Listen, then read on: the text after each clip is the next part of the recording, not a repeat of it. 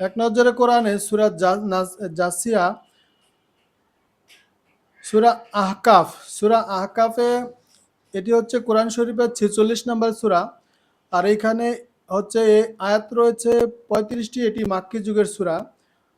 তো এই সূরাটির, সূরা আহকাফের নামের যে রহস্য, আহকাফ শব্দের অর্থ হচ্ছে হিকফ শব্দের বহুবচন, যার অর্থ সুউচ্চ বাড়ি, বালিয়ারি। তবে এই বালিয়ারি পাহাড়ের মতো অটট উঁচু নয়।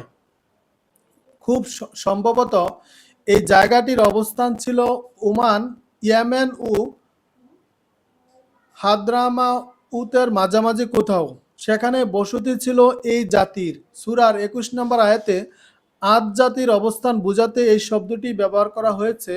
সেখান থেকে এই সূরার নামকরণ করা হয়েছে আহকাফ। আর এই সূরাটির মেজর থিম হচ্ছে তিনটি।